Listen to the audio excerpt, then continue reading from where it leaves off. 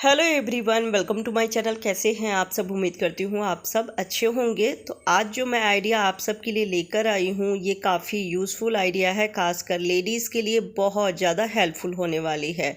तो please video को पूरा देखिएगा, अच्छी लगे तो लाइक एंड शेयर कर दीजिएगा। सीजर का इस्तेमाल हम हर लेडीज़ करते हैं। जो सिलाई करते हैं वो भी रखते हैं, जो सिलाई नहीं करते हैं वो भी कैंची घर में रखते ही हैं। जब इसकी धार कम हो जाती है या फिर जंग लग जाती है, जैसे कि जो सिलाई करते हैं या किसी भी तरह का काम करते हैं, जैसे मैं आपके साथ टिप्स एंड ट्रिक्स शेयर करती रहती हूँ, तो उसमें कपड़े भी कट करने रहते हैं, कई बार कूट भी कट कर देती हूँ, तो जिससे इसकी धार कम हो जाती है। तो आज मैं बताने वाली हूँ कि अगर आपके पास बहुत पुरानी कैंची है जिसमें जंग लग गई है, तो उसे आप घर पर ही साफ़ करके और कैसे उसकी धार को तेज कर सकते हैं। जब कपड़े की भी कटिंग अगर लगातार करते हैं तो कैंची की धार कम हो जाती है, फिर मार्केट जाके उसमें धार दिलानी होती है। तो अगर घर में किसी को बोलते हैं तो वो लेके नहीं जाते हैं, समय नहीं रहता है या फिर ले जाने का झंझट रहता है और पैसे भी खर्च होते हैं। तो आज मैं कई आइडिया आप सबके लिए लेकर आई हूँ जिससे कि आप घर में बैठे बैठे कैंची की धार को तेज कर सकते हैं और अगर जंग लग गई है तो उसे क्लीन भी करके उसे बिल्कुल नए जैसे बना सकते हैं, और वो भी ज़ीरो खर्च में। पैसे बिल्कुल भी खर्च नहीं होने वाले हैं और ना ही बहुत ज़्यादा समय लगने वाली है। तो आपके पास जितनी भी कैंची है जो इस तरह से जंग लग गई है, आप देख सकते हैं मेरे पास कई सारी कैंची है, तो जिस वजह से एक कैंची को मैं काफ़ी टाइम से इस्तेमाल नहीं कर रही थी और ये कैंची ऐसी जगह रखा गई जहाँ पे थोड़ी सी नमी होती है। तो पानी के संपर्क में आने की वजह से लोहे की जो भी सामान होती है वो जंग लगने लगती है उसमें। तो इसमें जंग लग गई है, ये बिल्कुल भी काम नहीं कर रही है, चल भी नहीं रही है क्योंकि जाम हो गई है नट बोल्ट के पास से। वहाँ पे बहुत जिद्दी जंग लग गए हैं और साथ में इसकी धार बहुत ही ख़राब हो गई है। तो हमें ले लेना है कोलगेट पेस्ट, वाइट वाली कोलगेट पेस्ट ही लीजिएगा, इस बात का आपको ध्यान रखना है। और थोड़ा अधिक मात्रा में, जिसमें ज़्यादा जंग लगा हुआ है उसमें अच्छे से आपको कोलगेट पेस्ट लगा लेने हैं। और लगाने के बाद इसे चाहे तो 2-4 मिनट के लिए छोड़ दीजिए, नहीं तो साथ साथ भी साफ़ कर सकते हैं। तो इसकी धार तो अच्छी है, दूसरी वाली जो कैंची है तो इसकी धार ठीक है, लेकिन जंग नट बोल्ट के पास से थोड़ी सी पकड़ रही थी, तो मैं सोची लगे हाथ ही से भी साफ़ कर देती हूँ। तो 4-5 मिनट छोड़ने के बाद आपको ले लेना है जो स्टील स्क्रबर होती है वो। इससे बहुत ही आसानी से, चाहे जितना भी जिद्दी दाग हो, जंग लगा हुआ हो, वो साफ़ हो जाती है और साफ़ करते समय इसकी धार भी शार्प होने लगती है। तो सावधानी बरतते हुए इस तरह से आपको क्लीन कर लेना है। और अब हमें लेना है पानी, तो पानी के साथ हम इसे थोड़ा सा धोएंगे भी और इस तरह से इसको साफ़ भी करते जाएंगे, जिससे कि साफ़ भी हो जाएगी और जंग भी निकलती जाएगी। तो ये साफ़ हो गई है क्योंकि इसमें ज़्यादा जंग नहीं लगा हुआ था, बस इसे साफ़ करने में थोड़ा टाइम लगने वाली थी। मुझे 7-8 मिनट लग गए थे इसे साफ़ करने में। और अगर बहुत पुराना हो और बहुत ज़िद्दी अगर जंग लगा हुआ हो तो आप थोड़ा सा बेकिंग सोडा का भी इस्तेमाल कर सकते हैं। कोलगेट पेस्ट लगाने के बाद थोड़ा सा बेकिंग सोडा आप इसके ऊपर लगा सकते हैं और उसके बाद साफ़ करेंगे तो चाहे जितना भी ज़िद्दी दाग हो आसानी से छूट जाएगी। तो आप देख सकते हैं सारी जगह से जंग तो छूट गई थी, लेकिन नट बोल्ट जहाँ पे लगी रहती है वहाँ पे थोड़ी जंग लगी थी, तो मैं दोबारा से पेस्ट लगाई हूँ और उसके बाद इसे रगड़ के साफ़ कर लूँगी। तो 10 मिनट लगभग लग गए थे इसे साफ़ करने में, लेकिन ये अच्छे से साफ़ हो गई है। तो मैं इसे पानी से धो के और फिर आपको दिखाती हूँ कि ये बिल्कुल नए जैसी हो गई है। तो देख सकते हैं, लग रही है ना बिल्कुल नई, बिल्कुल भी जंग नहीं कहीं भी लगा हुआ है, बस जहाँ नट बोल्ट है वहाँ से थोड़े से ये टाइट है, मूवमेंट अच्छे से नहीं कर रही है। कैंची चलेगी नहीं तो फिर कपड़ा कैसे कटेगी, तो इसलिए आगे मैं आपको बताऊंगी कि इसको, कैंची को आप कैसे नट बोल्ट से हल्का कर सकते हैं और ये भी बताने वाली हूँ कि इसकी धार को कैसे हम तेज करेंगे। तो जब हम स्क्रबर से रगड़ते हैं तो साफ़ भी हो जाती है कैंची और इसकी धार भी तेज हो जाती है। तो धोने के बाद इसे अच्छे से पोंछना ज़रूरी है। सूखे कपड़े से इसको बहुत ही बढ़िया से पोंछ लीजिएगा, क्योंकि ज़रा सी भी नमी रही तो वापस से इसमें जंग लग सकती है। और कैंची को कभी भी ऐसी जगह ना रखें जहाँ पे पानी का संपर्क हो या नमी हो, नहीं तो जंग पकड़ लेती है।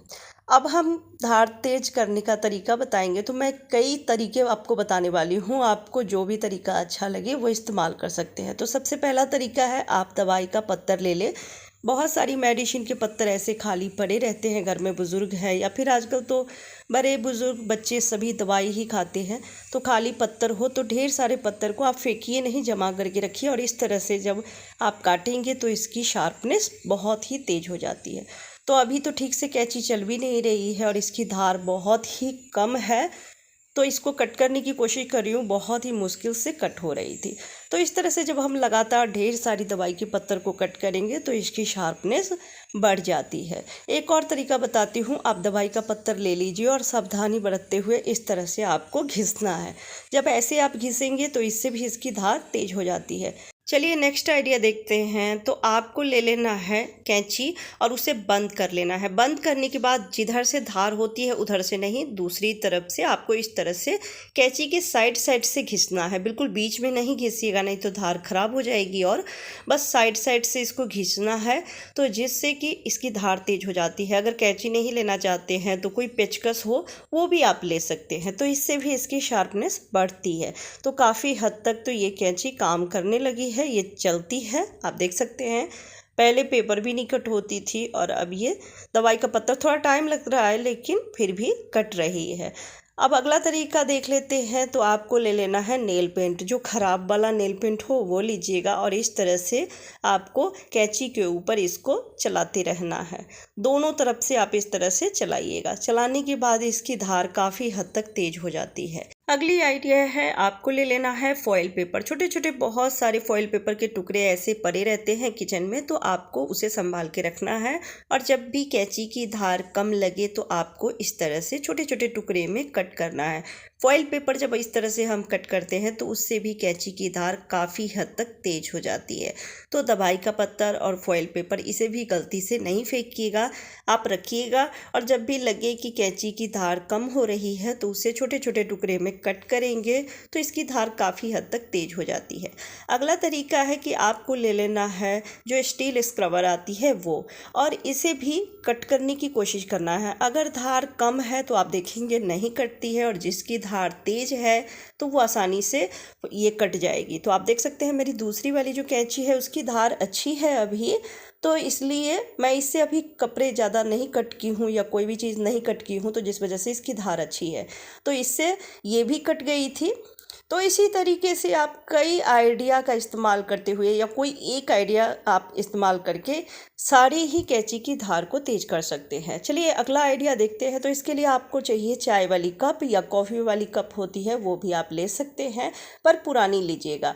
और इस तरह से कैंची को संभाल के घिसना है। जब आप पेशेंसली, थोड़ा टाइम लगेगा और आप लगातार इसको इस तरह से रफ करते हैं कैंची को चाय के कप के ऊपर, तो फिर इसकी धार काफ़ी हद तक तेज हो जाती है। चलिए नेक्स्ट आइडिया बताती हूँ। तो इसके लिए चाहिए कांच की चूड़ी, जिसमें डिज़ाइन ना बनी हो वो वाली लीजिएगा। जैसे प्लेन चूड़ियाँ होती है वो ले सकते हैं या फिर कांच की कंगन भी ले सकते हैं। और इस तरह से इसको कट करने की कोशिश करना है या फिर कैंची के ऊपर घिसना है, तो इससे भी इसकी धार तेज हो जाती है। लास्ट आइडिया बता रही हूँ और ये बहुत ही आसान है और बहुत अच्छे से ये काम करती है। जैसे फॉइल पेपर और दवाई की जो पत्तर है उसे कट करने से काफ़ी हद तक तेज हो जाती है धार, तो वैसे ही नमक की डिब्बी में आपको कैंची को रखना है, 5 मिनट के लिए छोड़ दीजिए और उसके बाद इसको चलाना है नमक में। तो इसीलिए बड़ा वाला ऐसा डिब्बा लीजिएगा जिसमें कि आप नमक डाल के और कैंची को चला सके, तो चलाने से काफ़ी हद तक इसकी धार तेज हो जाती है। तो अब मैं आपको पेपर कट करके दिखा रही हूँ कि किस तरह से ये पेपर कट हो रही है। कपड़े भी कट होंगे, तो इस तरीके से आप कैंची की धार को तेज कर सकते हैं। और चाहे कितना भी पुराना बेकार सा कैंची पड़ा हो उसे आप कोलगेट की मदद से बिल्कुल ही साफ करके नया जैसा बना सकते हैं। तो कैसा लगा आपको सारा आइडिया कमेंट करके ज़रूर बताइएगा। लास्ट में आपको क्या करना है कि सरसों का तेल ले लेना है। अगर आप सिलाई मशीन रखते हैं घर में तो जो मशीन में ऑयल डालते हैं वो भी ऑयल ले सकते हैं, नहीं तो आप ले लीजिए सरसों का तेल।